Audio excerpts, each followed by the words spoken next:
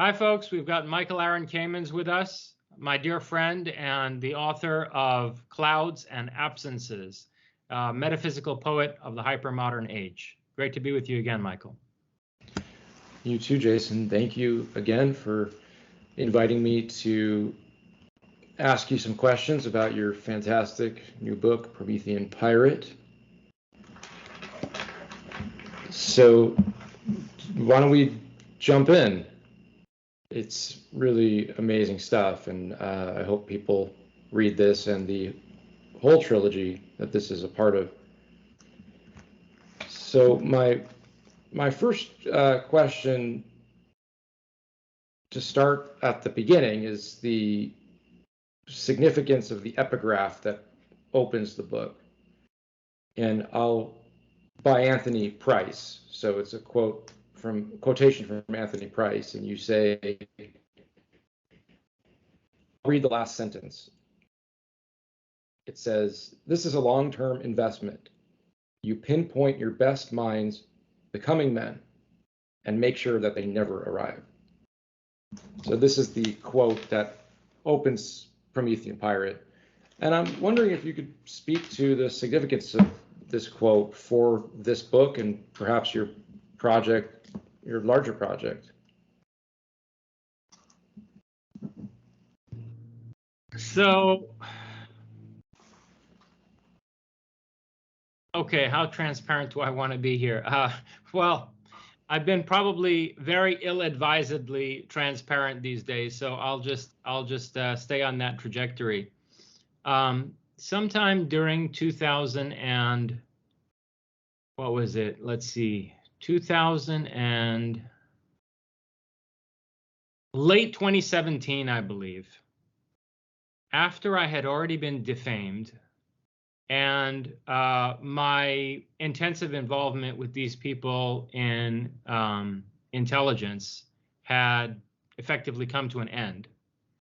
I had this nightmare where, anyway, I'm not going to relate the details of it, but basically it was an ambush, okay, by a bunch of assassins working with like some kind of an intelligence outfit, and myself and a group of people closely associated with me, we were descended upon at some kind of a fortified facility by these assassins, and there was the sense that a trap had been laid for us and we were set up.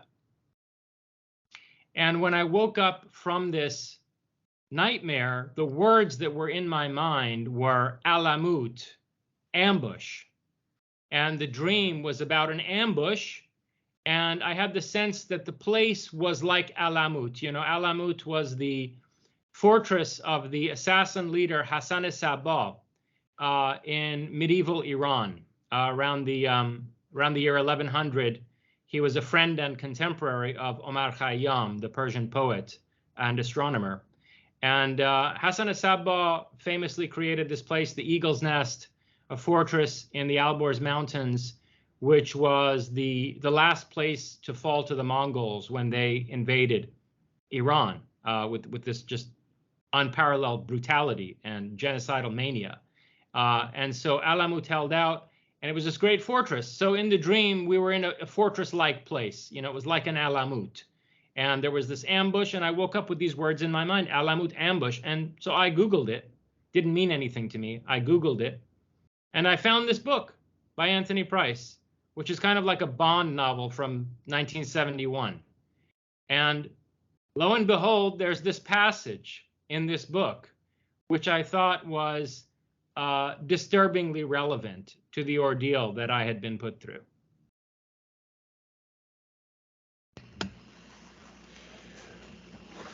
Well, this book, Promethean Pirate, it introduces a new conceptual persona into your corpus and the trilogy that it's a part of, and the anthropological type of the pirate. And I know that was partly inspired by Moby Dick's Captain Ahab, and also Carl Schmitt's notion of the cosmopirate, which you talk about in this book. But I'm wondering if you could tell us why the image of the pirate appeals to you, and why this particular type, this figure. Well, that's a very deep and broad question. Okay, it cuts to the heart, obviously. I mean, why I titled the book what I did cuts to the heart of what the book is about and what kind of a turn in my thinking it represents. So Prometheus, among other things, is a pirate. In fact, if you really think about it, Prometheus is the greatest pirate in history. He's the archetype or prototype of all pirates, because here's someone who stole the creative power of the gods, the techne, that they used to lord over humanity and keep humanity bound in the chains of ignorance and servile obedience, and gave that techne, that fire of the forge, that light of scientific knowledge, to mankind in order for humans to be able to stand on their own 2 feet and basically determine their own destiny. So Prometheus as the thief, Prometheus as the one who breaks into the forge of Hephaestus and steals the fire of Techne and gifts it to mankind, is in a sense the first pirate. And let's not forget that during the Titanomachia, during the war between the gods and the Titans, Prometheus first turns on the Titans, on his fellow Titans, and helps Zeus strategize against Kronos. So he has this piratical mentality from the beginning. And first it's to depose this older order of gods because he thinks they're too brutal and they won't listen to reason, and they won't pursue a path of wise strategy and cunning as he's advocating. And he sees that Zeus's victory is inevitable, and therefore temporarily he sides with Zeus, but then ultimately he turns on Zeus in order to empower this new race of beings that he himself is the creator of, namely humanity. So Prometheus has this piratical mentality, and it's inextricable from his persona as a trickster. That's the first thing to consider. So it's kind of baked into the archetype, fundamentally, that I've been working with since I wrote Prometheus and Atlas. But there's a turn that takes place in this book, which, as you suggested already, has to do with Carl Schmitt. A turn that takes place which represents really a 180-degree reorientation from what I wrote in World State of Emergency, the book where I centrally deal with Carl Schmitt's political theory. And just to be able to give the background for that so that listeners can appreciate what it is I'm talking about. In World State of Emergency, which we did an interview on, I think actually the most extensive interview that I did regarding that book was with you.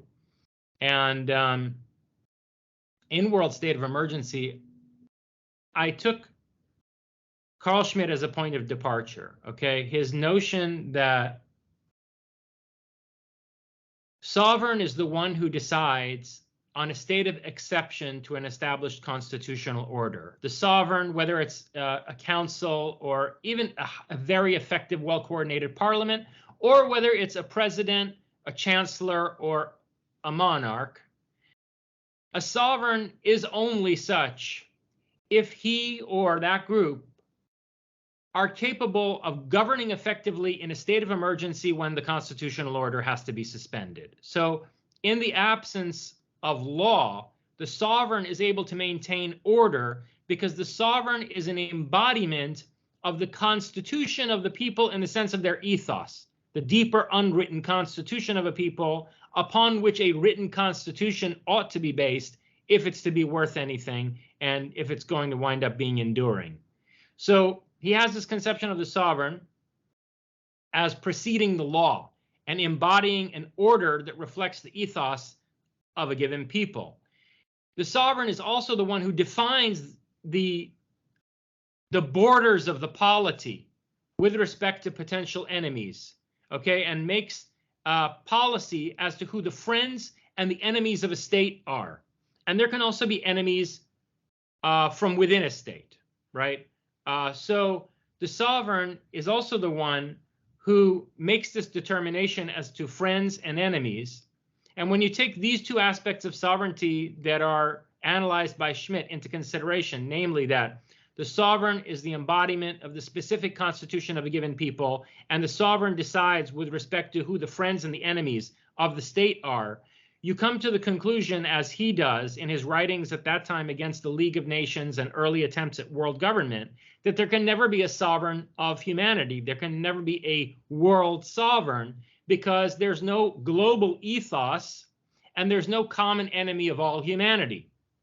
Although when he wrote this, he put this little footnote in, not really a footnote, but an aside, where he says that there's no common enemy of humanity as of yet. And that perhaps if there were a threat from outside of Earth against the whole Earth, that would require reevaluating the situation. Then in his final book, these are writings from the 1920s and 30s where he lays out this theory. But then in his late work, about 30 years later, after these earlier writings on the concept of the political, he wrote this book called Theory of the Partisan, and this was during the era of the colonial revolts against the European governments, when, for example, the Algerians were pressing for independence from France and so forth, and you had the revolt of General Raoul Salan with the Organisation Armée Secrète in Algeria, these nationalist French partisans who refused Charles de Gaulle's order to basically surrender Algeria to the native population, right? And they basically attempted a military coup against de Gaulle and so forth. And Schmitt goes into all this, and he goes into the history of partisan movements and so forth. And he ends with this very intriguing conclusion. He basically, this thought dawns on him, which he never has time to explore, and which frankly I think he wouldn't have been able to really elaborate, because at this point he was old and he was committed to a particular position. And the thought that occurs to him is, well, there are now all these advanced technologies like miniaturized nuclear weapons and satellites and the capability to send astronauts up to space stations. And we're now reaching for the moon when he wrote this in the 1960s. What if instead of astronauts in the future, there are pirates in space? And what if these pirates were to get access to something like suitcase nukes, or nukes that could be put on satellites, or some kind of projectiles that could be hurled back down at the Earth from the moon? What if we were to see cosmopirates threaten the Earth and thereby define the whole Earth, the whole planet, and humanity at large as a potential enemy, right? So this then creates a properly political sphere that encompasses the whole planet, and it calls into question his earlier claim that there couldn't be a sovereign of all of humanity because there was no universal threat to humanity, right? And so this becomes my point of departure in World State of Emergency, and about a third of that book, the first third of the book, deals with Schmitt and building upon his theory, critiquing it, building upon it, constructively critiquing it. The second third of the book gives examples of all kinds of convergent advancements in technology that could pose an existential threat to humanity as a whole, including a discussion of the dimension of the space beyond Earth, right? In particular, in that book, it was a question of mining the moon for energy resources and the kind of threat that might present to the Earth in terms of who was vying for energy resources, namely helium-3, on the moon. But I discussed genetic engineering, robotics, cybernetics, and so forth, virtual reality, all kinds of technologies that could, drone warfare, integration of pilots with their drones through cybernetic technology, all kinds of technological advancements that require sovereign decision-making on a planetary scale because they threaten the existence of humanity as a whole. And long story short, in the last third of that book, I advocated as a solution to this problem that an Indo-European superstate be created. That even if there isn't a global ethos, in order to have a world sovereign govern on the basis of, there is an ethos that, broadly speaking, does encompass, let's say, a majority of the territory of the planet. That if we consider the Western world, right, America and Europe, and then Russia, Iran, India, and the Buddhist countries as all stemming from a single root, from a common wellspring, flowing forth from a common wellspring, namely the most archetypal values and ideals of the Indo-European people, right? All of these various civilizations are sort of part of a wider Indo-European world, and the languages that have defined, the consciousness of these various civilizations and cultures all devolved from out of the Indo-European language, right? And there's been intensive exchange between these various cultures, particularly through the successive Persian empires, and Iran played a central role in this final third of world state of emergency. And so effectively, I propose that we ought to create a de facto world state, not one that would necessarily encompass the entire globe, but that would be enough of a hegemon so as to be able to effectively make policy regarding, say, genetic engineering, cybernetics, robotics, and so forth, emergent technologies that threaten humanity as a whole, and that these decisions ought to be made on the basis of the highest ideals of the Indo-European civilizations, and that perhaps, a good nexus for this future Indo-European world order would be Iran, because, the Russians wouldn't want it to be America, the Americans wouldn't want it to be in Russia, and so on and so forth, and say the Europeans and the Japanese would be contending strongly, for dominance. And so Iran would be a nice kind of new Persepolis, a kind of cosmopolitan bastion for this Indo-European world order. That was the vision that I presented. And it was a very land-based, territorially grounded vision of a super state that could address this problem. And in Promethean Pirate, I turn 180 degrees against that position. And a number of factors, which we could unpack as we continue our conversation, led me to that. A number of different factors led me to it.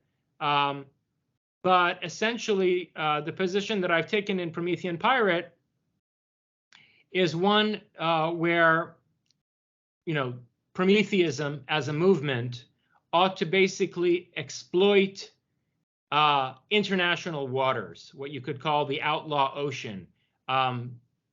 The majority of the surface of the planet that is outside the jurisdiction of any nation state, right? I mean, more than 70% of the planet is ocean, and the majority of our oceans are actually outside of the territorial waters of any given nation. So I'm suggesting that through the development of seasteading technology and by other methods, we ought to actually colonize the oceans and use them as a base of operations for developing a worldwide Promethean community. Well, I think you actually answered my next question, but I'll offer it to you, which was basically your position for society has changed since world state of emergency, and wherein you advocated for this Indo-European world order. And I was wanting you to talk about the position you advocate in Promethean Pirate.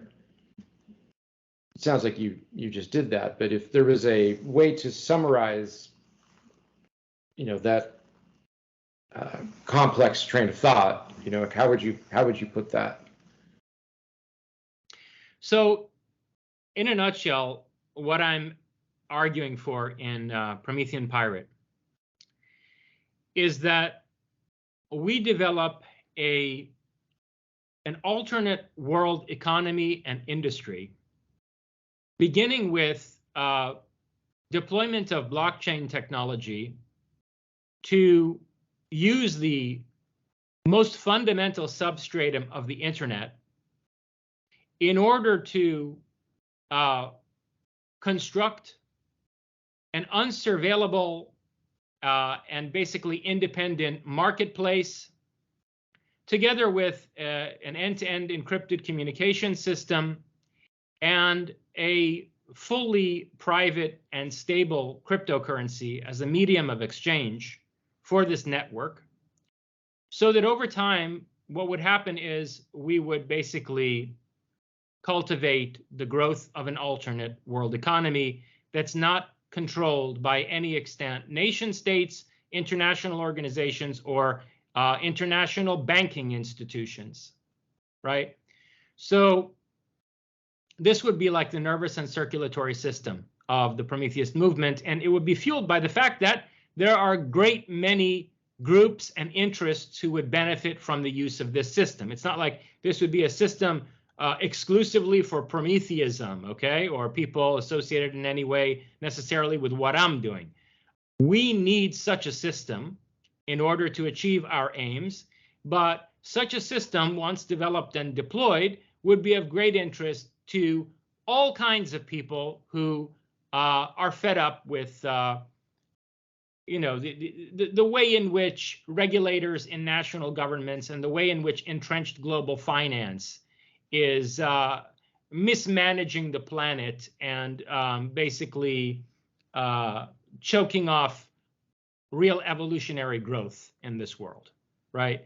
So, and this is, I believe, ultimately going to encompass radical innovators in tech. I have for years been talking about how there is a concerted effort being made among the elites in coordination with the government of China to deindustrialize the world, and that technological progress is being artificially slowed, and ultimately they intend to regress us into some kind of a neo-feudal world, in part by promoting a discourse of traditionalism, by sort of encouraging the cooperation of the most orthodox elements of all the various world religions, and using this traditionalist discourse to basically roll out a deindustrialized neo-feudal global system. So I think that, the kind of blockchain-based technology that I'm talking about, combined with, this hypothetical cryptocurrency, would be of great appeal to innovators in tech who are going to, in the next decade or two, feel increasing pressure in terms of excessive regulation that's prohibitive of the various avenues of research and development that they want to explore. So first, we would need this system, right? And in fact, this is not something that I'm uniquely proposing. There's this I don't know, what do you want to call him? Theoretician, let's say, in the crypto sphere by the name of Balaji Srinivasan. And Balaji Srinivasan wrote this book, The Network State, where he basically talks about how, some system like this, he doesn't lay it out in all these components in exactly the same way that I did, but some system like this could link people across various continents so that there were these enclaves that developed in disparate parts of the world, in various continents, that were all part of the same digital community. And that once the alternate economy that these people were building up grew to a level where it was generating as much wealth as, let's say, I don't know, Switzerland, Liechtenstein, Dubai or whatever, Srinivasan argues that these people in their various enclaves could petition to secede from their respective countries and form some new nation, some new state, which he calls a network state. A state that's based on the network, the blockchain-based network that generated it, right? Together with the economic output that made possible.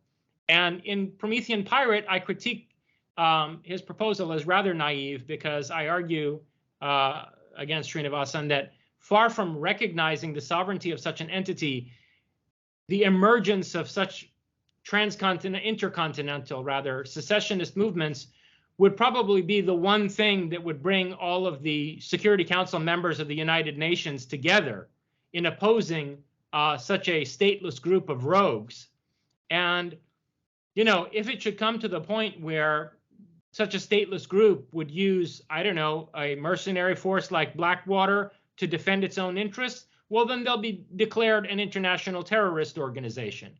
So I think he's rather naive in thinking that somehow conflict or revolutionary war can be averted in the development of such a network state. I think that, Prometheanism needs exactly that. It needs to become a network state, but, in full cognizance of the fact that this means effectively declaring revolutionary war, not just against one or another government, but ultimately against a syndicate of established interests that are going to wrap themselves in the flag of the United Nations and that are going to be promoting a traditionalist discourse for global deindustrialization and saving the planet and so forth. And so basically, the first layer of what I'm envisioning is this blockchain crypto network. But then, again, to critique Balaji, you need the head of the octopus to be in a defensible position. If you're going to have these, decentralized intercontinental enclaves of the network state all over the planet, and each of them are going to be besieged by a national government from which they want to secede, right, in order to form their new network state on the basis of whatever idea binds them together with these other people in disparate places of the world. You need the head of that octopus, whose tentacles these enclaves are, to be in a defensible position. Well, where would that be? It would be outside the jurisdiction of any nation state. In other words, in international waters. And so this is a second layer where in Promethean Pirate, I talk about seasteading, which is building far offshore platforms that are habitable, that could be anything from repurposed cruise ships to much more complex structures that can house both people and also industry in waters that are beyond national regulation. And these seasteads can be built in a way where they can withstand even like 90-foot waves, deep out in the ocean and adverse weather conditions. And I get into a long discussion. It's not that long of a discussion, but I get into a discussion about tactics of piracy and the use of false flags for piratical operations in international waters. And here I'm drawing from the work of Ian Urbina, who wrote a series of articles for the New York Times that was later adapted into a book called The Outlaw Ocean. And basically, I paint a picture of how these seasteads could be serviced by a piratical navy. And then if you want to go a further step from there, these seasteads are obviously on the surface of the ocean, but, and therefore vulnerable to attack from the air. But you can go a step further and, there has since the 1980s been the engineering capability to board directly into basically mountains on the seabed, shelves on the seabed that, you could basically build bases inside of that would be the size of small cities. And this has been done. It's not theoretical. The United States and probably also Russia, although there's no confirmation the Russians did this, but the United States, competing with the Soviet Union in the 1970s and 80s, built a number of these deep sea facilities inside of mountain ranges on the seabed along the continental shelves. And, that's all the more affordable now with the progress of technology. So you can envision a whole system where there's a deepest stratum that is on the seabed, and then there are seasteads, and then there's a basically piratical navy around the seasteads, connecting it to various harbors on land. And then these harbors would be in places where the network state has a significant presence and is attempting to secede from various, national governments. So there's a whole infrastructure that I lay out toward the end of Promethean Pirate as what I propose for Prometheism in terms of the way forward. And ultimately, you know, the end goal, the most exotic proposal that I float here, is that we launch directly from the oceans into deep space. And again, there's precedent for this. There was a consortium of various countries in the early 2000s, and they were launching, I don't know, tens of rockets delivering payload into Earth orbit from the ocean directly. Because the thing is, when you build a platform in the ocean to launch rockets into space, you can choose the optimal launch trajectory as compared to launch facilities on land like Cape Canaveral or Baikonur, Kazakhstan, or whatever. You can actually find the optimal launch trajectory. And you know, the technology to do this is proven. Two of the international partners were Russia and Ukraine, and we know what happened there. So around 2014, during the first Russian intervention in Ukraine, that consortium fell apart because they were two big partners of it. But yeah, anyway, the upshot of this vision is that we would be able to launch directly from the oceans into space and not go after Mars, which is going to be a shit show where you're going to have all kinds of extant Terran institutions and financial interests competing to colonize whatever it is of Mars that we're going to be allowed to colonize, considering the undeclared presence on that planet. So not to go to Mars, but to aim actually for the asteroid belt, because again, adopting the model of pirates, finding people inside the asteroid belt is like looking for a needle in a haystack. We could hollow out any number of these asteroids and basically hide ourselves inside the asteroid belt, and for a very long time, for decades and decades, maybe centuries, build up a decentralized, as Deleuze put it, deterritorialized community based on a Promethean ethos, a place where the spectral revolution and the technological singularity could be pursued in defiance of any traditionalist order back on Earth. Well, I'd like to switch gears for a moment, because one of the major themes of this book is how you fulfilled your destiny of becoming a philosopher.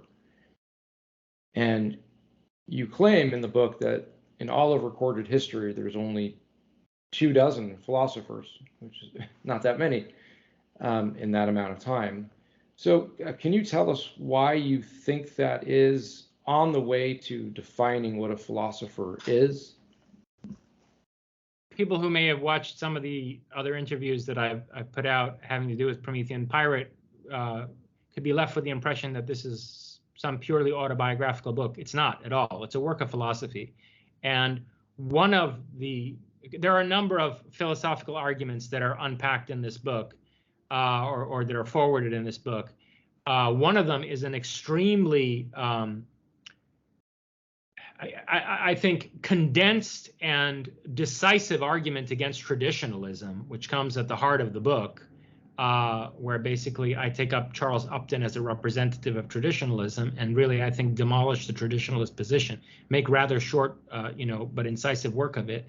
And then there's a whole philosophical argument that has to do with the world, the ideological conflict in Atlantis, and the nature of personhood, and what it means to be a thing versus a person, and all of these issues that I think tore the Atlantean civilization apart, and that we're facing again today with these convergent advancements in technology. So these are philosophical arguments in Promethean Pirate, and then there's a very deep critique of law in Promethean Pirate, of natural law, the laws of nature, right, and then how civil law is modeled on these supposed natural laws, which I argue don't really exist. So there's a whole argument against the notion of law in Promethean Pirate, which in a way you could say is an argument that's coming from out of some kind of epistemological or ontological anarchism.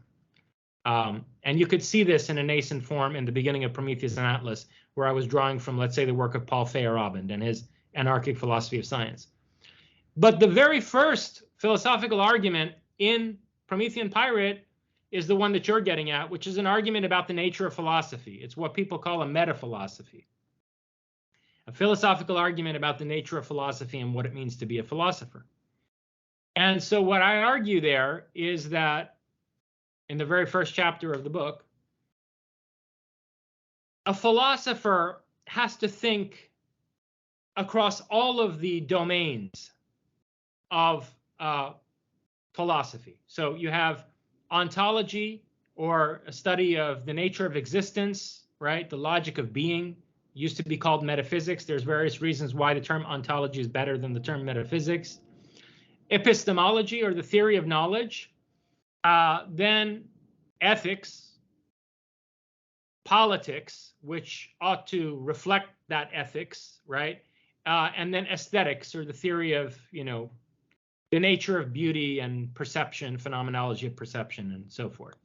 And a philosopher ought to think in all of these domains, and the arguments that are deployed by a philosopher and the concepts that are developed by a philosopher ought to be interconnected with one another and mutually reinforcing and sort of consistent across these different dimensions, right? So for example, one of the points that I make is that someone like, say, Bertrand Russell or Noam Chomsky, these were men who were capable of developing an incredibly complex and subtle epistemology, and perhaps to an extent you could say also ontology. In the case of Russell, definitely an ontology, and in the case of Noam Chomsky, a very sophisticated epistemology. And they were also both politically active. They were both activists. Bertrand Russell was a huge, advocate against nuclear weapons, and I guess an anti-war activist. And Noam Chomsky has been a critique of corporate-controlled media, and basically an anarchist in the domain of political protest. But there's no intrinsic relationship between the political activities of these individuals and the ontology or epistemology that they develop. It's not like there is a Russellian or a Chomskyan political philosophy. It doesn't exist. It developed in a coherent, cohesive way. I don't even think either of these guys really developed an ethical position that's consistent with that follows from their ontology and epistemology. So I see a philosopher as someone who's developed ontological and epistemological concepts that then also can be elaborated in a political context in a coherent fashion, or can also yield, coherent ethical and political concepts, and that deal with the domain of aesthetics as well. I mean, the domain of aesthetics is actually incredibly important because, as Heidegger and Nietzsche both pointed out, the atmosphere or the world of a people that shapes their constitution and patterns their consciousness on the most fundamental level is determined by the poets, artists, and architects of a people. They set the architectonic of a world. And what question is at the heart of Plato's Republic? The first, I was going to say the first great work of political philosophy, but actually there's deep ontological and epistemological dimensions to that work as well. But what question is at the heart of Plato's Republic? The question of artistic censorship, where Plato's talking about how the guardians who run this putatively ideal state have to censor all kinds of artwork and poetry for the betterment of the population. Which, by the way, despite my profound respect for Plato, I deeply disagree with that position, and I consider the opposition to any and all forms of censorship to be at the core of what I'm trying to do with Prometheanism. Be that as it may, my point is that you need to think in all of these dimensions, because the task of a philosopher is to take nothing for granted, to accept nothing on authority, to question everything fundamentally, and to be engaged in an enterprise of groundbreaking conceptualization, right? And you cannot do that if you have unexamined political commitments or an unexamined ethical position. I mean, you could be the most brilliant epistemologist in the world, but if you're beholden to a certain political ideology in a way that you're not conscious of, right, or your ethics consist of unexamined beliefs, well, then you're not a philosopher. And I basically make the case in that first chapter, Promethean Pirate, that this is why philosophers have been so badly persecuted from the time of Socrates onward. It's why we've had all these martyrs in the history of philosophy, or near martyrs in some cases, both Plato and Aristotle barely escaped with their lives, both of them.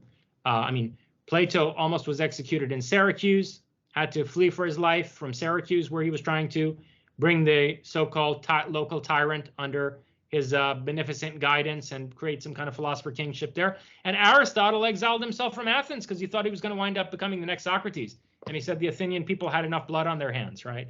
And then you have people later on like Shahab al-Din Sohrawardi in Iran, who were also basically martyred, Giordano Bruno being burned at the stake by the Catholic Church.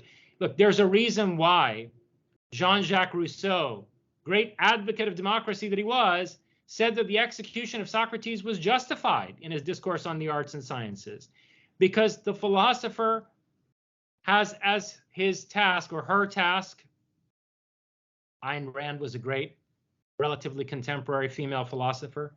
The philosopher has as his or her task fundamental questioning with a view to novel development of ideas, and ideas that are conceptual, meaning that they have the complexity, coherence, and scope of relevance to reorganize knowledge. And to do that, you're going to have to basically undermine all of the existing institutions of society, whether they are entrenched scientific paradigms, established religious belief systems, or whatever other kinds of entrenched institutions and sacred cows of mass society. So, yeah, this is why I argue that there have really been so few philosophers, because there have been so few thinkers who thought across all of these dimensions and who developed concepts, novel concepts, or discovered, concepts that in an integral fashion had ontological, epistemological, ethical, political, and aesthetic implications and applications. I think this book, Promethean Pirate, is the perfect introduction to your work, because it is, it provides the most complete summary of your Prometheus metaphilosophy and the 7 concepts, or what you call incendiary ideas, that comprise it. Can you link these concepts or their formation to the dreams, visions, and experiences that are recollected in the book? Are these concepts, how are they related to the experiences, your personal experiences, the dreams, visions in the book, and or what is there significant? Is there, do these concepts have any bearing on that, I guess? Yeah, well, I mean, the short answer is most certainly yes. The concept of the spectral revolution obviously attempts to understand the paranormal in a new way. And up to this point, I had not volunteered the fact that my understanding of the paranormal was to some extent based on direct experience. So in Promethean Pirate, I relate a number of not just dreams, but other types of uncanny experiences that are direct experiences of the spectrality of existence. So to that extent, I'm showing how my development of the spectral revolution concept was not something purely academic, and that it was motivated by lived experience. And I think that also the various political involvements that I've had, which I relate in this book for the first time in a straightforwardly non-fictional manner, are related to the concept of being bound for freedom. Being bound for freedom, it has these 3 different dimensions to it. A lot of these concepts that I develop are polyvalent, right? They have different facets to them. And so being bound for freedom, I mean, I've done whole interviews where I've discussed this in detail, but just to summarize it, it's existence, being in the sense of existence, bound or structured in such a way that we have free will, or some degree of self-determination, right? Where our actions are neither totally random nor determined. That's one sense of being bound for freedom, how being has to be bound up or structured for there to be freedom. So it's an ontological kind of significance to that concept.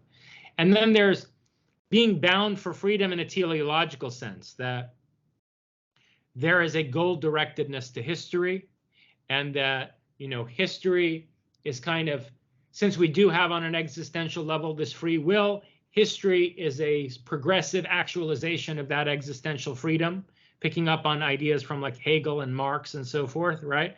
Obviously not a purely linear, historical progression, but ultimately an upward spiral despite, various setbacks and, various moments of regression. So that's a second sense of being bound for freedom. And then the third sense, which is closely related to that, is the history of political revolutions and the willingness of people in those revolts to be bound, like in chains, for the sake of freedom, which brings us to the image of Prometheus. Prometheus as someone who's bound for freedom, for the sake of liberating humanity, right? And so I think that the various political involvements that I detail in this book in a non-fictional form, which I kind of had broached somewhat fictionally in Uberman already, they are also relevant to the idea of being bound for freedom and to my development of that concept, in part on the basis of my own experiences. And the idea of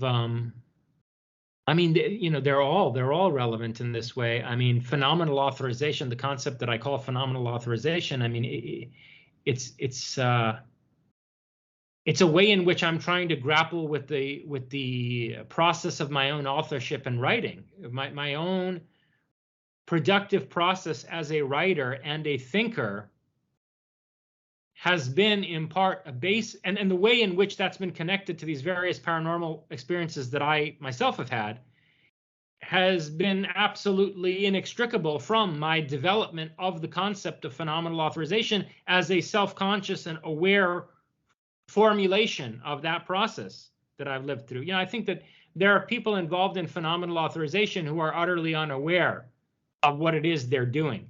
Like, for example, I've used this example before. I don't know, maybe it's not a good example, but Stephen King, right? I think that guy is involved in some serious phenomenal authorization. I'm not sure that he's aware of it, though. And so one way in which, and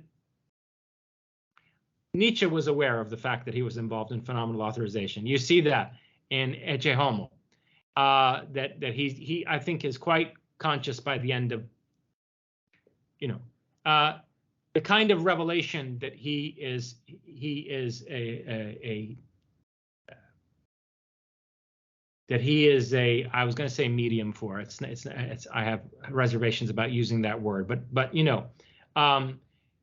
how reality is being rewritten through his philosophical enterprise is, I think, something that Nietzsche became quite conscious of.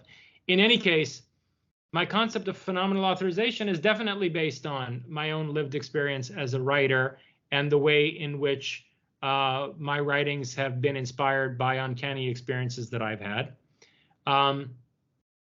World state of emergency, before that was a concept that was formulated by me in that book in 2017, and then I went on to reformulate a number of ways, especially in Promethean Pirate. Promethean Pirate involves a significant reformulation of the concept of world state of emergency, or rather a radically different identification of instantiations of that concept. It's not so much that I'm restructuring the concept, it's that I'm reassessing its relevance empirically to the world.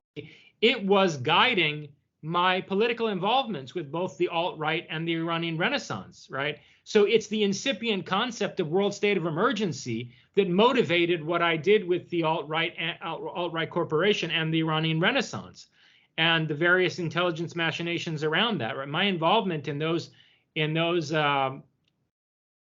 ill-fated projects was motivated by this concept.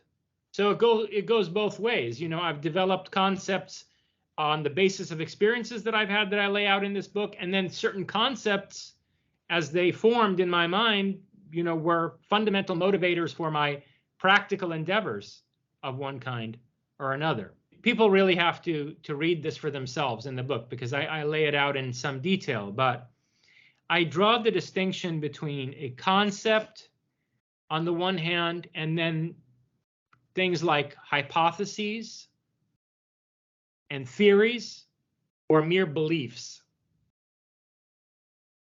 So let's take the lowest lowest of those terms first, right? Mere beliefs, right? I can't stand it when people say my philosophy is such and such, or his philosophy is such and such, and they mean like this guy believes X, right? He has some belief, often a religious belief. Some person does, which is not at all worked out. It's completely incoherent. There's no real reasoning behind it. There's neither any abstract reasoning behind it, nor is there empirical evidence that it's solidly based on. No, somebody has some opinion or set of opinions loosely strung together, which constitutes their philosophy. No, that's not a philosophy. It has nothing to do with philosophy. That's an opinion or a belief, an unjustified belief. And I point out that even justified true beliefs are not concepts. They're just beliefs that happened to be true. They might not have turned out to be true. Somebody baselessly believed something and it happened to be true. And I point out that, well, these certainly are not concepts. In science, we have some greater level of rigor, right? And there's a higher epistemic standards in science, but there's also a great deal of difference between hypotheses and theories on the one hand and concepts on the other. Hypotheses are like, let's say, propositions or stipulations that can be tested by experiment. So you have an idea that something may be the case, and you run a series of experiments in order to test that hypothesis, that propositional statement of what may be the case, what the mechanism behind some biological or physical phenomenon may be, and it's testable. And so you can validate or invalidate a hypothesis. And then once you have a series of hypotheses, you can form a scientific theory on the basis of that. Right, so theories, scientific theories are epistemological structures. They're structures of knowledge that encompass various hypotheses that are testable on the basis of experiments. And then what, of course, Thomas Kuhn pointed out is that, there are deeper paradigmatic assumptions. There are paradigms that lurk hidden behind various scientific theories, deeper entrenched tacit commitments that structure particular scientific theories. And here's where you see how scientific theories are different from philosophical concepts, because there are certain unexamined, Ludwig Wittgenstein called them hinge propositions. There are certain unexamined hinge propositions, frameworks that are invisible and unquestioned, that in the first place structure a scientific theory, right? They're unexamined assumptions. And usually these assumptions are unexamined by scientists that are either developing a theory or working on the basis of an existing and entrenched theory. But these assumptions follow from philosophical concepts consciously developed by philosophers. Like, for example, the Cartesian paradigm that was behind Newtonian physics theories consists of assumptions that were unexamined by Newtonian physicists, but that were consciously developed concepts set forth by Descartes as a philosopher, right? And so philosophers develop these more fundamental concepts that then become paradigmatic for the development of scientific theories that include all these hypotheses. And one of the problems with the degeneration of philosophy, the decomposition of philosophy into mere logical analysis on the one hand, and analysis of the content of various empirical sciences on the other hand, is that there's no questioning of the hidden assumptions behind entrenched scientific theories anymore, right? Is no awareness of the way in which science is constrained by various paradigms, because the fundamental concepts are no longer being called into question, and there's no attempt to develop new fundamental concepts that might liberate scientific development and research in various directions. And the same thing is true in the political domain. I point out in Promethean Pirate, that various political ideologies, just like various scientific theories, various political ideologies, liberal democracy and the way in which it's connected to capitalism, or communism as a political ideology, or, National Socialism or fascism as political ideologies. These political ideologies, or rather the ideologues who are committed to them, are all blind to the fundamental assumptions structuring these ideologies, which are basically consequences of concepts developed by philosophers. So philosophers, develop certain concepts like, the natural rights conception that Kant set forth in the 18th century became paradigmatic for liberal democratic political theory.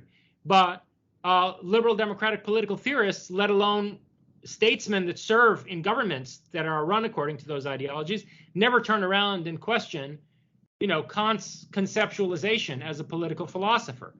So what happens is, once you get philosophy deracinated and compartmentalized into various specialized areas of research, the philosopher stops performing his proper task as a thinker that's, questioning the foundations of science and the foundations of politics in order to ultimately free people from unconscious tyranny to established ideas and methodologies and systems of law and order.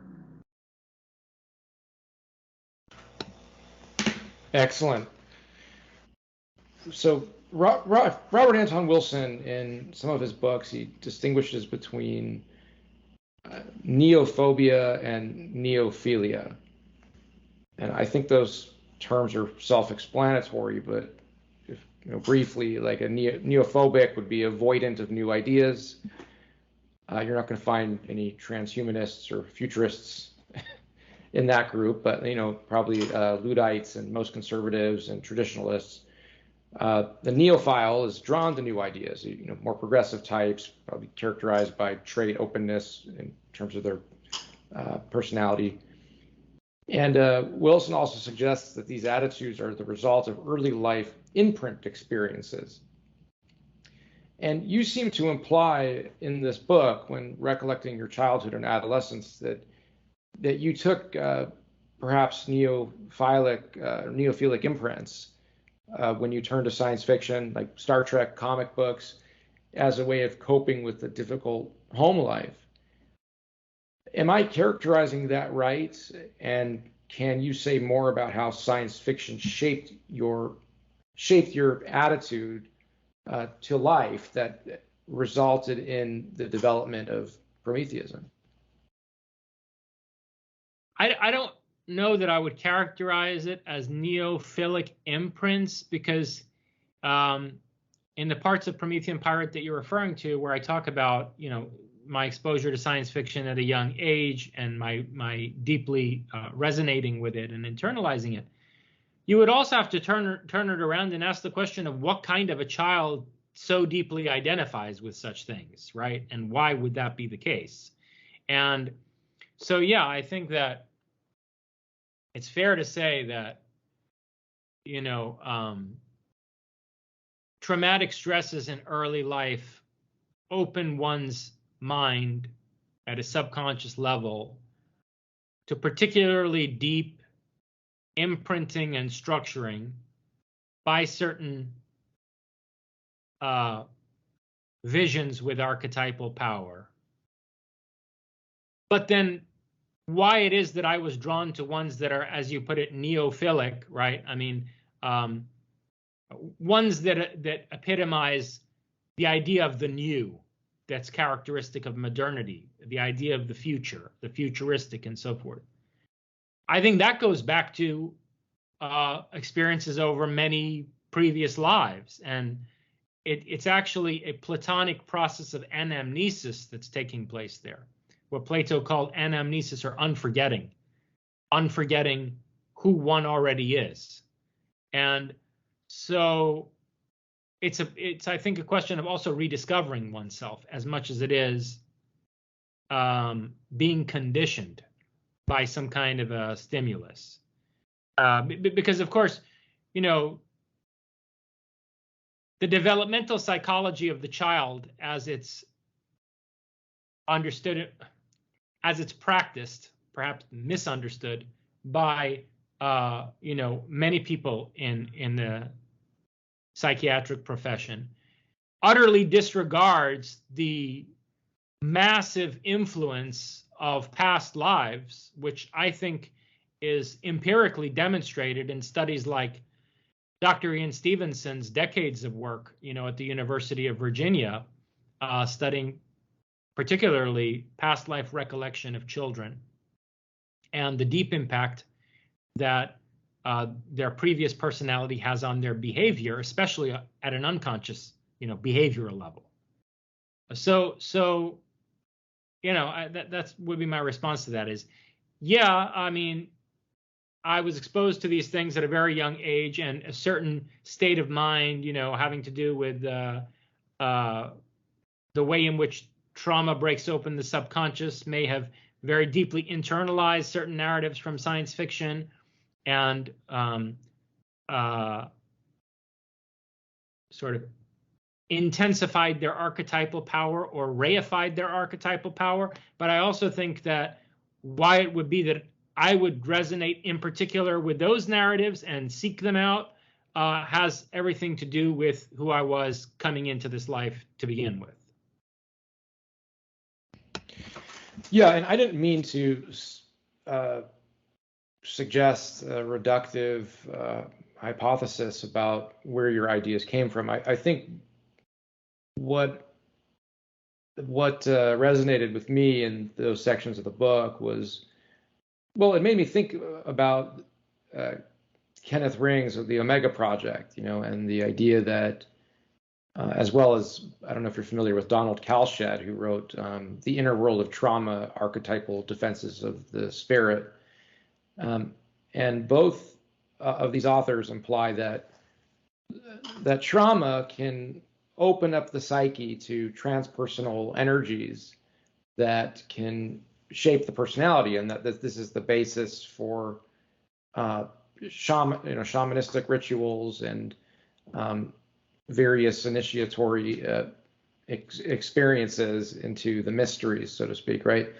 And it's the fact that, I guess, trauma and, you know, induces disassociation in people. So you might tune out of ordinary signals and tune into extraordinary ones, or what Rudolf Steiner might call supersensible signals. You know, so but I thought it was interesting in Promethean Pirate, the sections where you are recollecting some of the challenges of your early life and difficulty in your home, and the positive role that science fiction played, and, you know, in your development at that time, like watching Star Trek, and it seemed like you were saying that those kinds of science fictional narratives did help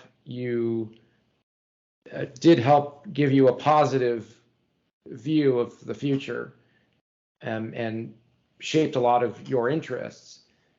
But yes, I hear what you're saying, and I think that the book also makes the case that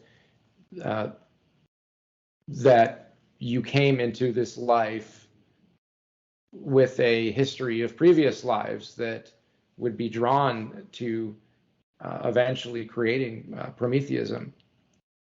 So, and yeah, it's like it's kind of like what Carl Jung says about dreams, and sort of a way of criticizing Freud. You know, like Freud talks about day residues and like, oh, okay, you're dreaming about something because, you dreamt about this celebrity because, you happened to see them on TV that day.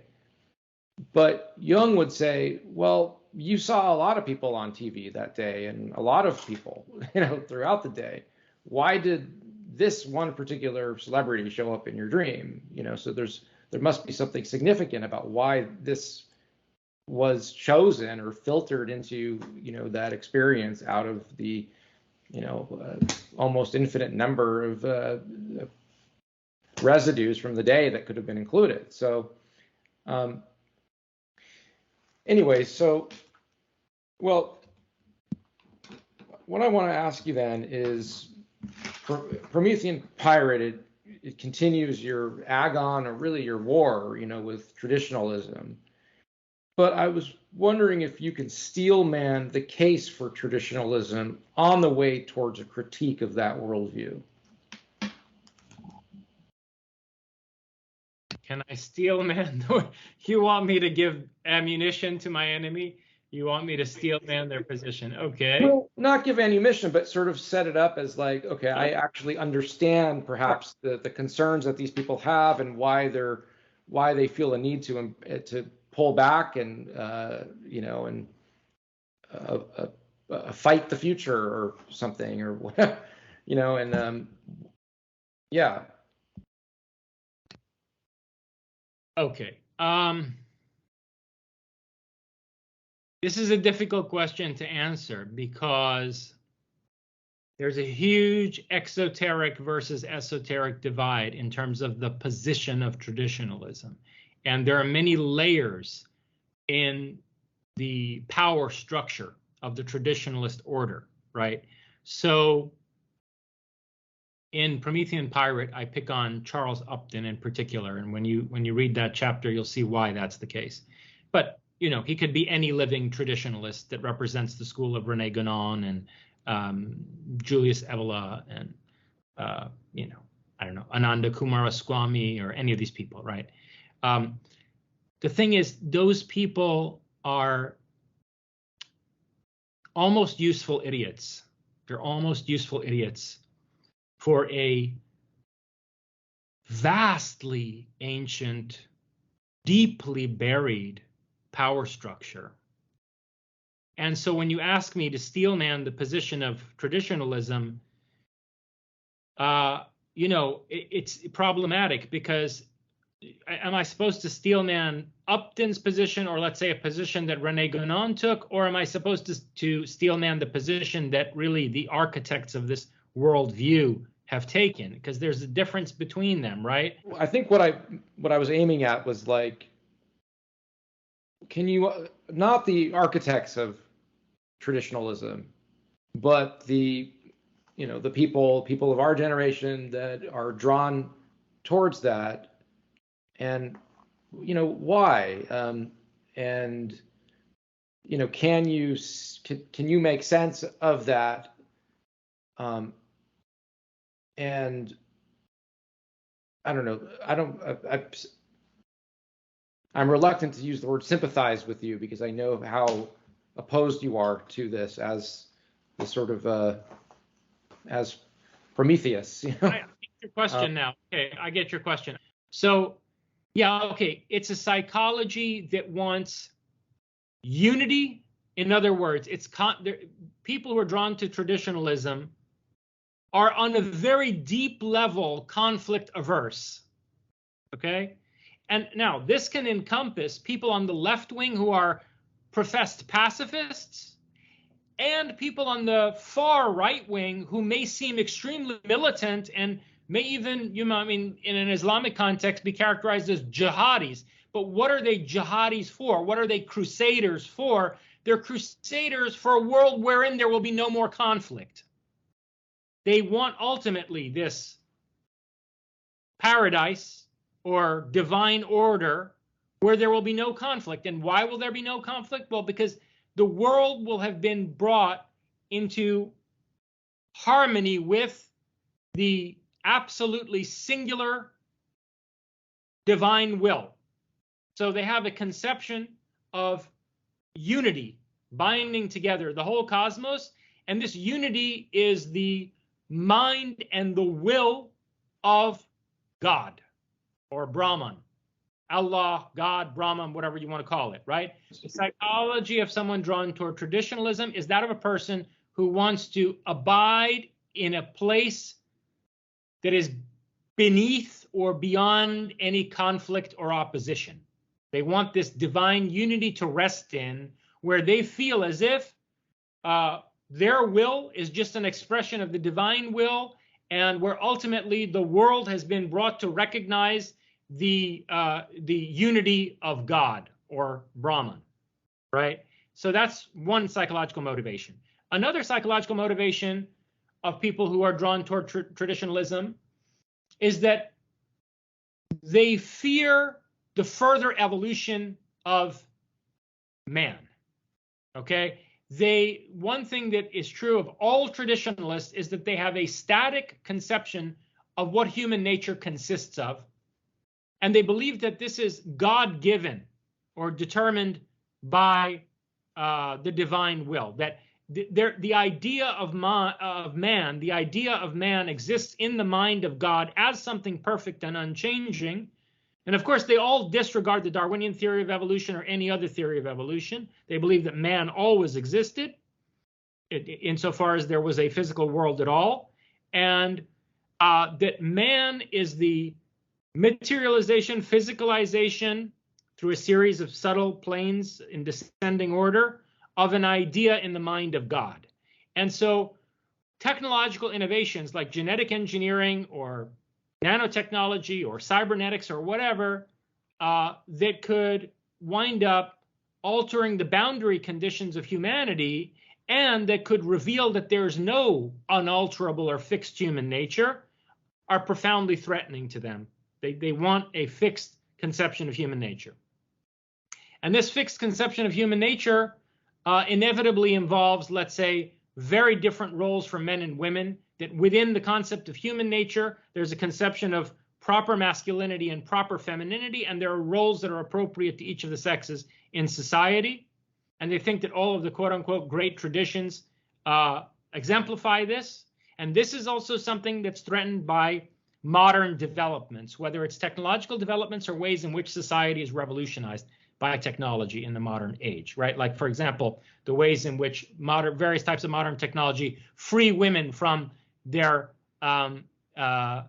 sort of the burden of certain reproductive imperatives and being overdetermined by certain biological factors as women's lives were for most of history, right? So that's another element of the psychology of traditionalism. The notion that we, by our own effort, cannot and should not strive to radically change the world, even if it's with the idea that it's going to be for the better, that any attempt to kind of remake the world into a utopia, if not a paradise, is a kind of satanic hubris. And that if anything, the ideal order existed only in the past, and it's only through divine intervention that our decayed and degenerated age could ever be transformed into something, something idyllic again. And the attempt on our own part, through our own initiative, to better the world through, let's say, the use of technology, is sheer hubris, right? And a person is drawn to traditionalism on a psychological basis because they don't want to really, look, it puts a huge burden on you to take the initiative to transform the world. And people who don't want to be faced with the responsibility of making huge changes to society and potentially changes to, the human being itself, in order to develop a more ideal form of, of life. People who don't want to be faced with that burden and the responsibility that comes with it are going to take comfort in the idea that, well, to even aspire to that is a sin, and really, we should leave it in God's hands. And to the extent that we've exercised this kind of willfulness before and engaged in that kind of hubris before, it's actually only taken us further away from an idyllic divine order that lies far in the past, right? So these are the kinds of psychological motivations, a deep desire for unity and to be in a place beyond any conflict, and a fixed idea of human nature, and an aversion to taking responsibility for remaking the world and having that burden, of personal initiative and social revolution on your own conscience. Yeah, a couple of things. One is that the desire for unity, especially in a world that is atomized and fragmented and deconstructed, from a Jungian perspective, that's going to activate a compensatory reaction from the unconscious, which is the unity symbol, right? The mandala, the desire for a new order, and in mandala symbolism, and Jung talks about that in his essay After the Catastrophe, which was written after World War II, where he's reflecting on his experiences with German patients in going back to 1919 and noticing a disturbance in the psyche, and that it would make sense that they would be drawn to the idea of a new world order as a way to compensate for the fragmentation that they were perceiving in the world around them, and the power of that archetype getting activated after the First World War. And then Jung also talks about that in the Flying Saucers essay, that after the flying saucer as a similar projection of this desire for wholeness and unity that is people are reading into anomalous phenomena in the sky. But another thing I wanted to run by you is that, and I'll try my best to articulate this here, is that I've been sort of thinking about some of the major world religions, and asking myself the question, like, do these religions actually involve human beings in worthwhile projects? And I know that people that are of this or that, religious persuasion will say, yes, of course, so I'm not really speaking to them. This is for you. And for example, for me, getting everybody on the planet to believe in the same God and, and have the same beliefs is not, I don't see that as a worthwhile project. To me, a worthwhile project would be unifying everybody to build something like the Starship Enterprise. You know what I mean? That's a worthwhile project. That's a real thing, that can, extend us into some kind of galactarian citizenship, and, and that can bring us together in the pursuit of something that is transcendent and is possible, or that could become possible.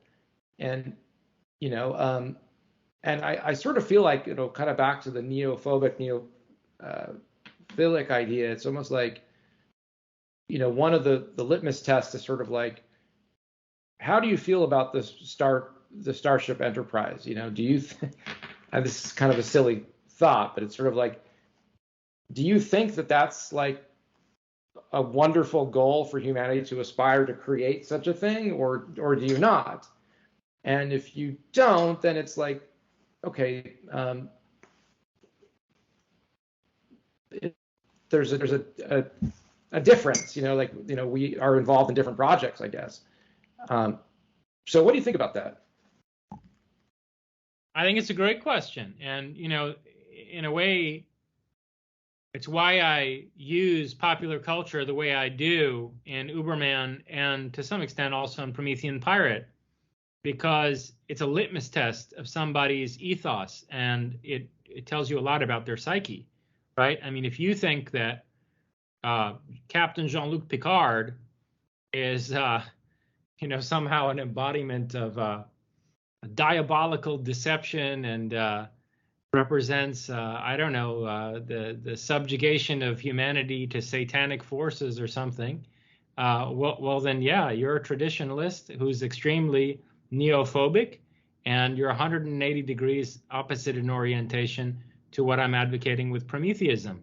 Now, I would say, though, that I think my work has taken an even more neophilic direction than what's represented in Star Trek. There's this show from the 90s called Babylon 5. And I don't know, I don't want to give a spoiler necessarily, but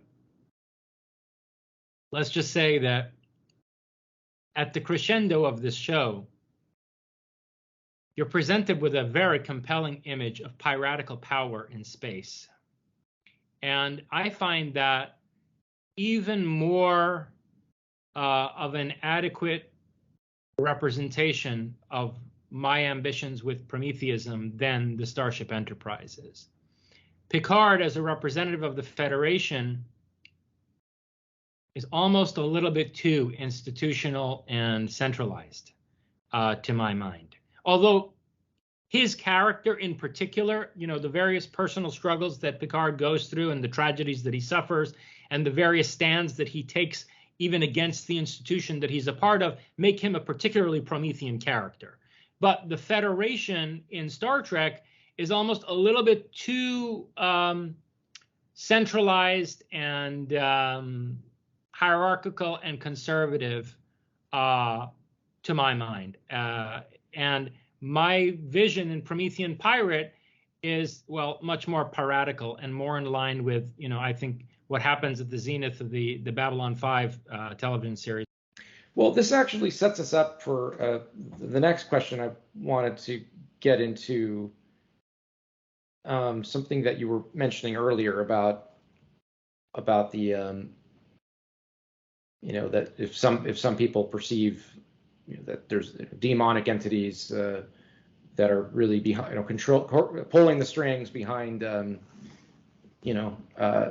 the drive towards technological innovation and progress and so on, and also your critique of traditionalism, which is Rudolf Steiner's vision of Christianity or Christ, the mediating figure between Lucifer and Ahriman, which you deconstruct this vision in Promethean Pirate. From what I understand, Lucifer and Ahriman are kind of like in a vertical relationship to each other. Lucifer sort of tempts humanity towards the metaphysical at the expense of their own lives, the material world, and their dharma, I guess you could say. Whereas Ahriman tempts human beings towards materialism and the denial and rejection of the spiritual. And according to Steiner, Christ is sort of this balancing, mediating figure between the two. Now, you deconstruct this, especially with your knowledge of Iranian mythology. And I was wondering if you could summarize some of that critique. Yeah, sure. So we have to set this in the context in which it comes up in the book, which is Steiner's discussion of Atlantis. Yeah, and that's the next question that I have. So it's perfect. Right. So Steiner is specifically identifying the rebels in Atlantis as Ahrimanic. And these are the same people who, as I argue in Promethean Pirate, Edgar Casey calls the sons of Belial. although I wouldn't use the term sons. It's a standard Hebrew. There were many women who belonged to that Belial group. In fact, there are suggestions that that group was led by priestesses or sorceresses.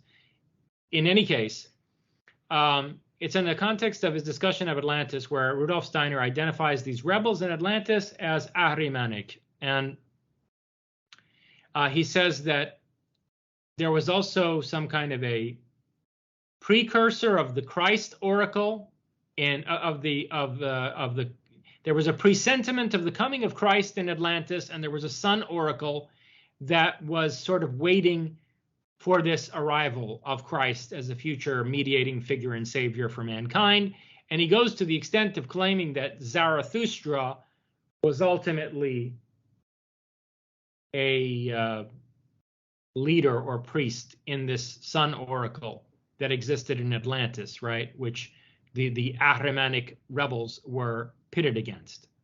And yeah, as you said, I totally deconstruct this because what you see when you line up Rudolf Steiner, Edgar Cayce, and then Plato, who is our primary source for Atlantis, is that the basic conflict in Atlantean society was between an old guard, an establishment, who remained loyal to Olympus. Atlantis, like every other city-state on Earth, was set up by the Olympian gods, and the humans that populated these city-states were subservient and were expected to sacrifice to and to worship the Olympian gods. And Atlantis distinguished itself by being the place in the world that led a revolt against Olympus and that ultimately became a self-determined civilization. And in particular, this rebellion was spearheaded by a particular faction in Atlantis who began to disregard, divine mandates and to call the whole holy order, the hierarchy, the hierarchy into question. So when you line up, Plato with Steiner, you see that actually the people who Plato identifies as the rebels in Atlantis against the order of Zeus are the same people that Steiner's calling Ahrimanic. And this is back-asswards, if you ask me, because Ahriman is a Middle Persian contraction of the Avestan word Angira Minu, which means constricted or constrained mentality. And the constricted or constrained mentality is part of a polarity in the teachings of Zarathustra, the other pole of which is Sepantaminu, the progressive or bounteous mentality. So you have the spirit of progress on the one hand, and this is the defining characteristic, the principal quality of Ahura Mazda, the Titan of wisdom, the god of Zarathustra. And on the other hand, you have the constricting or constraining mentality, which is a force of conservatism, resisting change and progress. And so it makes little sense to call the people who are overturning the old order and who want self-determined human progress Ahrimanic. Steiner's identifying the people who are for humanity being empowered with the same technology and knowledge as the gods. He's calling those people who want to make progress in an autonomous way on the earth Ahrimanic, when in fact, in Zarathustra's own terminology, the Ahrimanic means that which is, hell-bent on constraint and conservatism, and wants to basically retard and keep things the way they've been, maintain control at all costs, and deploys numerous deceptions in order to do so. Ahriman is also associated with deception in terms of like the kinds of machinations that Zeus and the Olympian gods or the devas in the Hindu context deploy constantly in order to subjugate humanity through, deceptive manipulation. So I think it's a total misidentification on Steiner's part, and it's ignorant of, Zoroastrianism, which is where he's getting these terms from. And it's also based on a dualistic kind of like proto or quasi-Gnostic metaphysics, where he's separating the Luciferian as something that's transcendental, that's purely spiritual or ethereal, from the Ahrimanic defined as materialistic, as like, chthonic in a way that's closed off from the spirit. And I think that this attempt to pull Satan apart into two polarities, the Luciferian and the Ahrimanic, is actually serving an Olympian agenda. Whether Steiner realizes it or not, he is actually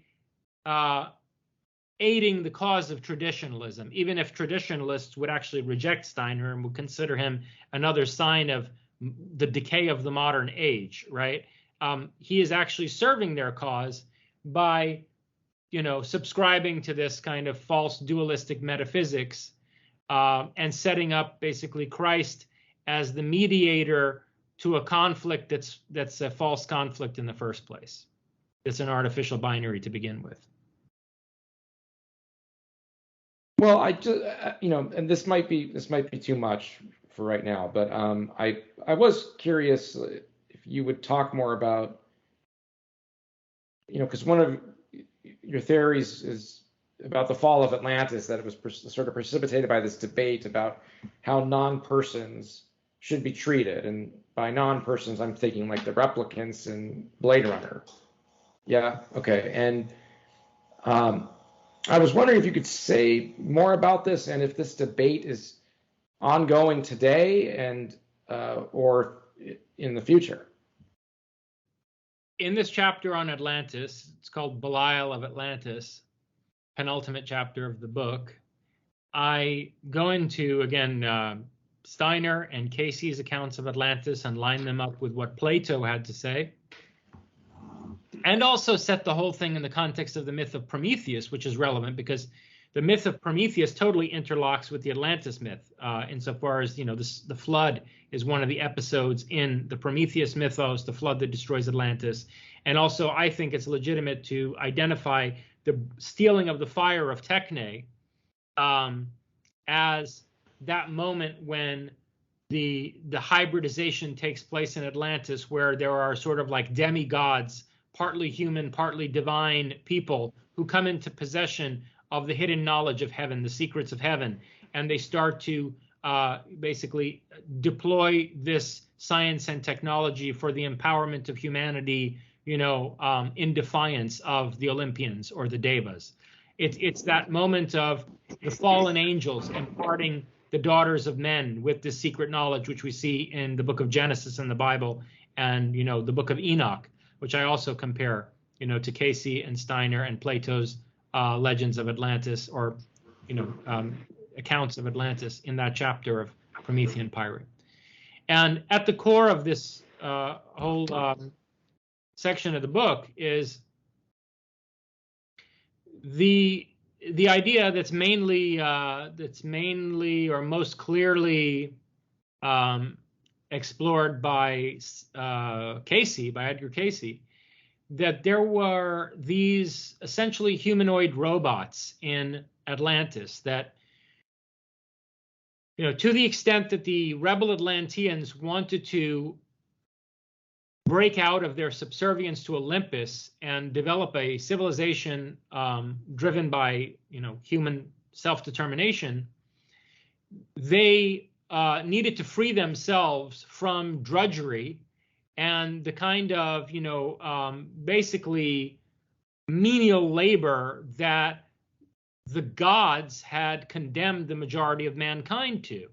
And so as to lift themselves above this and to open up a sphere of higher thinking and creative sort of endeavor to themselves, to afford themselves the leisure for that cultivation of the mind and spirit, these people had developed basically a race of robots. And now this was catastrophic from the perspective of the traditionalists, from the perspective of those in Atlantis who wanted to remain like the rest of the city-states on Earth, obedient to Olympus or to the devas, to the gods. Because according to their worldview, and again, I unpack this in great detail in the book, according to their worldview, the human soul is a microcosm of a macrocosmic order. There's this macrocosmic order which the Sanskrit term for it is rata, this kind of right order of the cosmos. And the human soul, the Atman, is to be brought into alignment with this divine order, and that's only done through the properly ordered society, which includes a caste system. And so your purpose is to not just like these hippy-dippy, New Agers think, like achieve union with Brahman. No, you need to fit into your right place in the pecking order of a caste system so that the society as a whole allows humanity to instantiate its place as the microcosm of this macrocosmic order. And so that whole scheme is predicated on the idea that we have this Atman, that we have this indestructible soul that belongs to God, that belongs to Brahman, and that it's our purpose to, over eons, have this soul transcend toward unity with Brahman. And that comes only through service and obedience within the context of our proper caste in this pyramidal society. And I've argued before, actually Steiner says this himself. Steiner says that the theocratic hierarchy of ancient Egypt and the guru-worshipping caste system, Brahmanical caste system of India, were both echoes of the society in Atlantis. Atlantis before the rebellion. And so now you've got these rebels developing this race of robots. Well, what does this mean? It means they've created something like human beings who don't have a soul. Well, that's a problem. Because if anything like it, if even animals have something like an Atman, right? And if, the human being's soul belongs to God, now you've created this race of soulless people. It means you've done something godless. You have now raised the question as to whether even the human being has a soul, right? Once you get into territory where you can start to emulate large parts of human cognition and behavior as if it's, what we would call today software, then you are opening people's minds up to question whether there's a soul, an indestructible soul in the first place. And I think what effectively happened, and I reconstruct basically the theology, or rather the philosophy of this Belial group in Atlantis, in opposition to the traditionalist theology of the time. I reconstruct it in a way that draws significant parallels to Gautama Buddha's critique of the idea of the Atman and its relationship to Brahman. So that my argument is that these rebels in Atlantis who created a race of biological robots basically agreed with Gautama Buddha that we have no Atman. And moreover, there's no Brahman that this Atman would be a microcosm of either. Neither is there an indestructible soul, nor is there an eternal God. And there's no substance of that kind. And so the soul is like software that can either be unconscious, like an artificial intelligence that hasn't become an artificial general intelligence, or it can be software that can be made to develop self-consciousness, which is basically what we are ourselves. And that software can be copied. It can survive the decomposition of hardware, namely our physical bodies. But there's nothing in that software that's an indestructible substance. It is an information matrix. It can be pulled apart. It can be put back together again. It can be copied. It can be copied multiple times. And the different copies of it can go on to have variant developmental trajectories. And so I think this was the breakthrough that was made by this rebel group in Atlantis, and it fundamentally threatened the traditional world order of the time, and became the basis for, an literally earth-shattering unraveling of that civilization. And okay, long story short, what I think happened is that these traditionalists kind of duplicitously took this position that we need to save the souls of these robots, which you're treating as slaves, even though these entities were totally unconscious, because they needed to reinforce, they needed to shore up the pyramidal caste system that existed. And the creation of this race of robots was threatening that caste system by affording the majority of people a life of luxury, where they could basically elevate themselves to the same capacities that the gods had. And they could then dispense with this entire, hierarchy of initiation and these so-called mysteries and so forth that had dominated the society up to that time. So, then these traditionalists basically take this sort of missionary position of, oh, we want to save these, poor creatures who and bring them into a relationship with the divine. And so they tampered with them in a way that would destabilize their functionality as a race of robots. And now here I'm drawing on a great deal of intuition and, let's say, Platonic anamnesis, right, when I make the following claim. But my deep intuition, which lines up to some extent with Casey and Steiner if you read them against themselves, and if you set them in the context of what Plato tells us about, how this revolt proceeded in Atlantis. My deep intuition is that what happened was, after these robots were already tampered with, to try to problematize this, this tremendous leisure that had been created in Atlantean society, the Prometheans in that society who wanted human self-determination and to break out from under the control of Olympus, they further tampered with the robots to give them acute self-consciousness and to bring them into rebellion directly against the divine order. So their response was, oh, you don't want them to be robots? Oh, you want them to be self-conscious, do you? Okay, well, we're going to teach them a few things ourselves.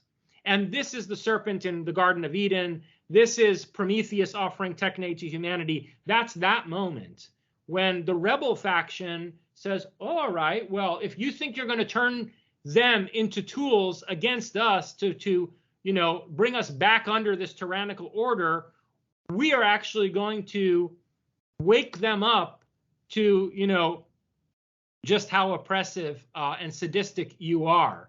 And they're going to become your worst enemies. They're going to become worse enemies of yours than we are even.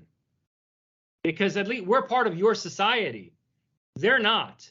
And we can cultivate in them a rebelliousness and a longing for new horizons that's even beyond what we ourselves, we the rebel Atlanteans, are capable of.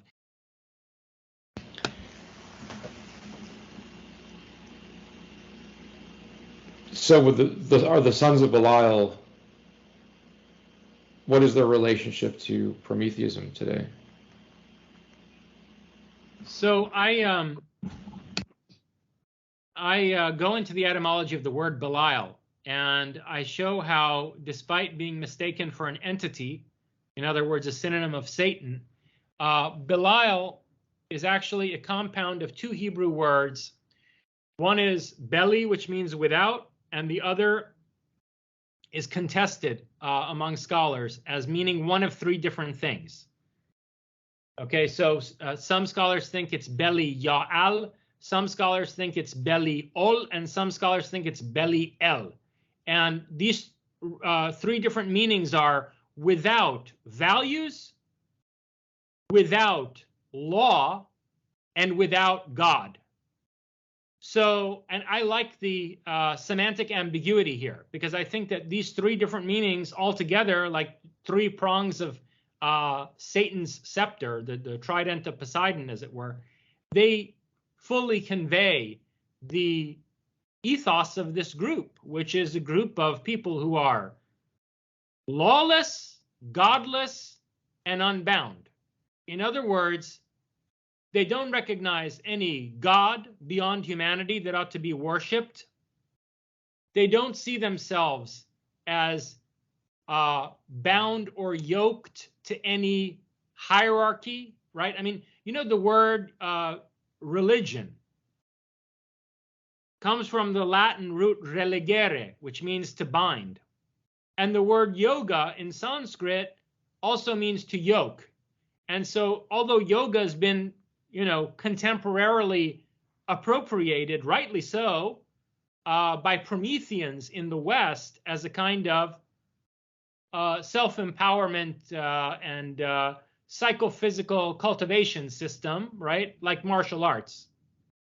Westerners have taken the attitude toward yoga that Bruce Lee took toward traditional Chinese martial arts, which is a fantastic thing.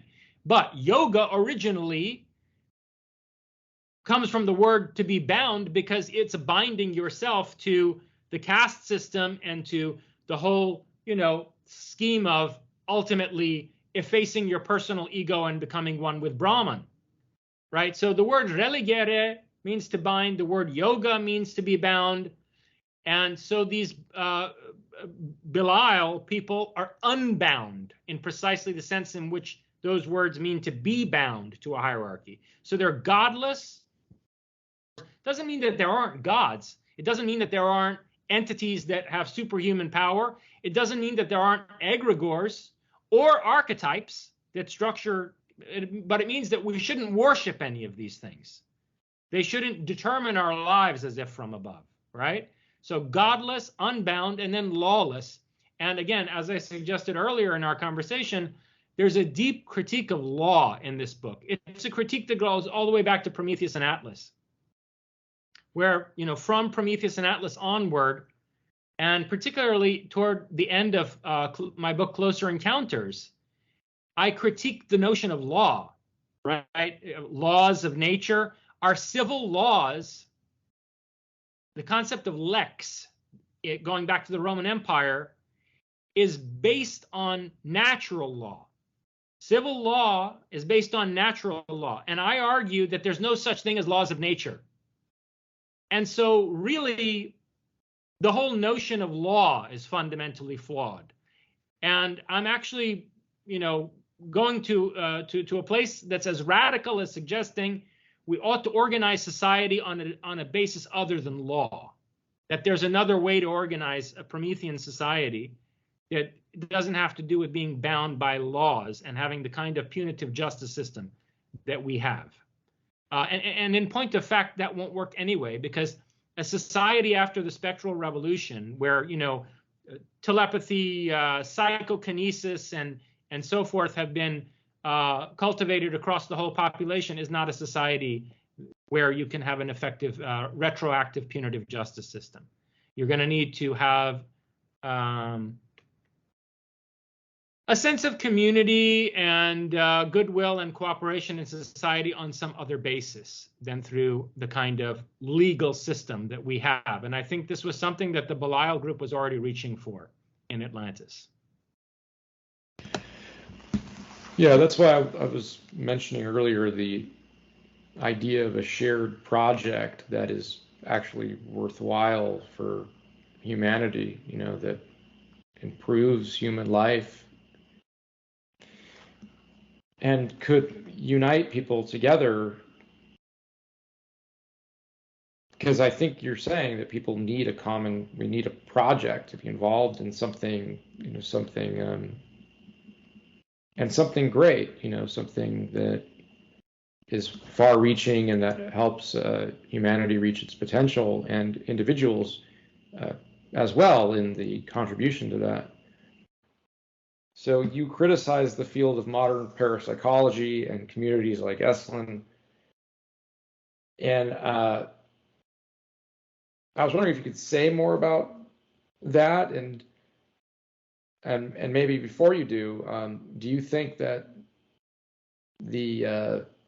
that parapsychology, the field with its current gatekeepers, is holding back the spectral revolution? So short answer, yes, I think parapsychology with its current gatekeepers is holding back the spectral revolution. And when I was involved in those circles, I could see that there were already prominent people in that field who had that position, who believed that, I don't want to call anybody out, but there were some people who I interacted with who I had, who I still have a lot of respect for, who could see this from within the field, having been in it for decades, that these guys are still talking about freaking random number generators and statistical meta-analyses and all this bullshit. There have been, at this point, thousands of studies that have demonstrated with odds of, millions to one against chance that ESP and psychokinesis are real, okay? And, things like clairvoyance have been used operationally by the government, by numerous governments. And so the whole idea of continuing to try to validate evidence, empirical evidence for these human capabilities is nothing other than a diversion from getting down to the work of developing effective training protocols for these abilities and determining applications for them. I mean, like tangible applications in society.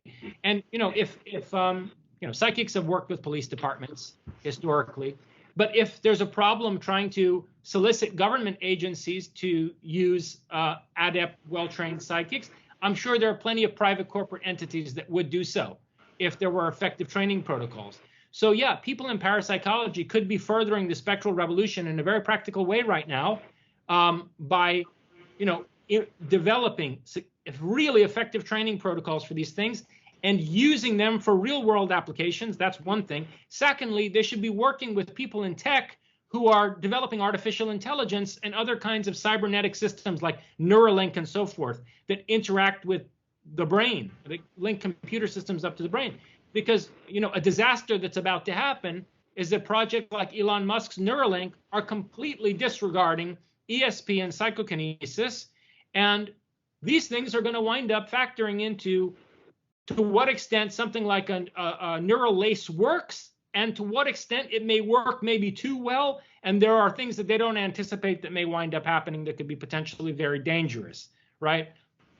So it's both in terms of addressing potential dangers in development of cybernetic technology and in terms of seizing opportunities for like a whole new frontier of parapsychological research that could be done in artificial intelligence and cybernetics laboratories, right? And they're afraid to do any of that.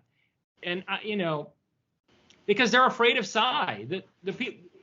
Actually, some of the people who are most afraid of psi are the people who are so-called leaders in the field of parapsychology on a deep subconscious level. And that takes me to your first question, which was about Esalen. They're so afraid of psi that they need to have this naive and frankly pathetic belief in monistic idealism. And the majority of them tend toward perennialism. And it's because they want to believe that even if, it's been demonstrated, by the way, they hardly ever talk about how psychokinesis can be used to stop somebody's heart or burst their jugular vein or start a fire in someone's home or any of these, potentially harmful negative applications of PK. They always talk about, mental interaction with living systems in terms of healing the organism and finding alternative cures to diseases and so forth, which are perfectly good constructive applications, okay? But by the same token, for the same reason that they don't like to talk about these negative aspects of PK that we really ought to be thinking through, in terms of, considering responsibly the sociological implications of a spectral revolution. By the same token, they retreat into this monistic idealism and perennialism as this, really naive de facto spirituality or whatever, okay, that they've embraced. Because it allows them to believe that in the end, there is some divinely determined peace and harmony and, order that is going to, it's going to prevent chaotic and violent uses of psi ability, that there is a kind of divine hierarchy that ends in this monad with its beneficent divine will that's going to save us from the harm we could do to ourselves using ESP and PK on a large scale socially. And that's frankly bullshit. And not only is it bullshit, it's dangerous bullshit, because it strengthens the hand of traditionalism, perennialism, in the context of like the kind of monistic idealism that these hippies in Esalen are embracing. That leads very easily into traditionalism, as we can see in the case of Charles Upton, which is a case that I talk about in Promethean Pirate, that I focus on. And it comes right out of my discussion of Esalen, how somebody who was a beat poet and part of the counterculture of, California, could become a adherent Orthodox Muslim traditionalist. And it's on account of the lack of commitment to any positive ethos within that cultural milieu. The idea that, as Jeffrey Kripal put it in his book on Esalen, America, the religion of no religion, right? Where a movement where nobody gets to capture the flag. Well, except that all of the most fundamentalist, evangelical, Orthodox ideologies are fighting over capturing the flag. And when you refuse to stake out any positive position and commit yourself to some definite ethos, like a Promethean ethos, you are opening up a vacuum that's going to be exploited by these fundamentalists, who are ultimately going to seduce and lure a Charles Upton into Islam from his countercultural beat poet milieu, right? And this is something that's happening endemically among the youth today. I've witnessed it myself. I've seen horrifying cases of it close at hand, okay? Of young people who wound up going from a very open-minded kind of eclectic spirituality of the Esalen type right into the bosom of some form of traditionalism through this perennial philosophy idea. So yeah, that's my commentary on Esalen and contemporary parapsychology. Well, okay, so I just got a couple more questions as we're winding down here, and this next one, if it's too much, you can skip it. But I wanted to tie back to the first question about the epigraph from Anthony Price, which talks about preventing the coming man from arriving. And well, in this book, you describe many dreams, visions, experiences that contributed to your destiny. And you recently said in your New Yorker interview with Selwyn Griffith that there were actually many temptations to not fulfill your destiny. And I found that really, really moving, and I resonated with that. And then also, there seems to have been sort of external forces that have also external forces of manipulation that tried to prevent that from happening, and also perhaps spectral forces of manipulation that tried to prevent you from arriving and becoming who you are, right? So I was wondering, what were some of these temptations and some of these forces that tried to prevent you from fulfilling your destiny and becoming who you are? Well, let me answer that briefly, and then I'll see if I would elaborate at all. But at least let me give you some kind of a rudimentary answer to that.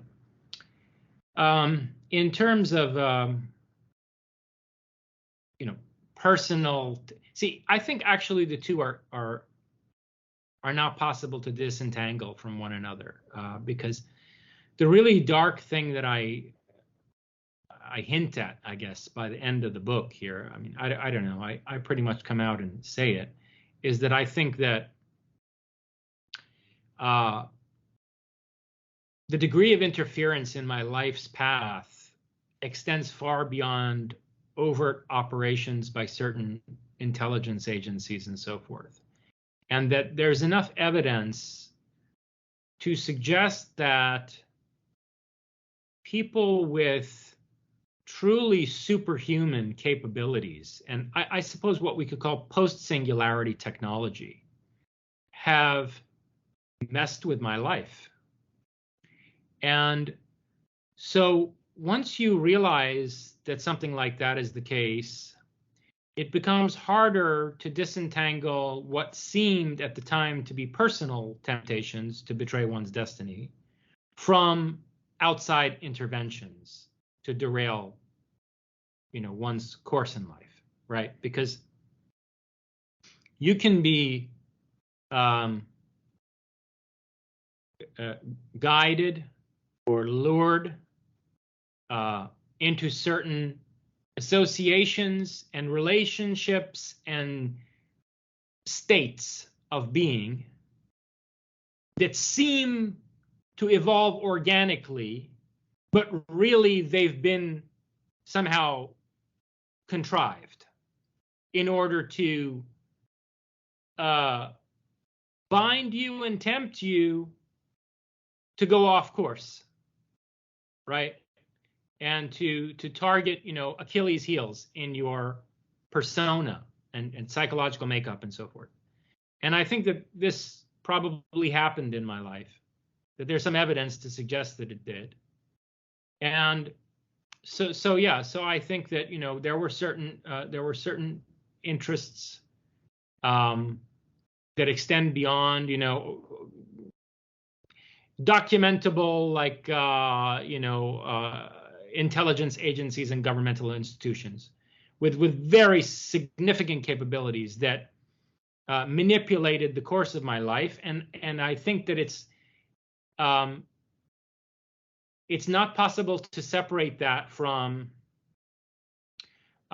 personal relationships and situations where basically I was tempted to divest myself of responsibility or to suspend my judgment in various ways, or to hesitate to draw certain conclusions that ought to have been obvious, or pursue certain lines of thought that were deeply disturbing. And I think what it comes down to, and if I can offer a piece of advice to people with a view to their not winding up in the situation that I wound up in, is that, and it's a piece of advice that I ought to have taken from Nietzsche many, many years ago in my youth. And it's very odd because I read this in Nietzsche when I was in my 20s, and I marked this passage more than once.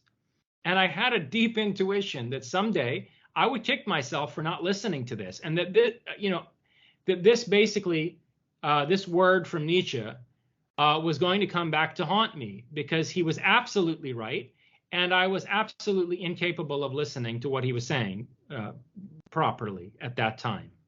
And I could have saved myself a lot of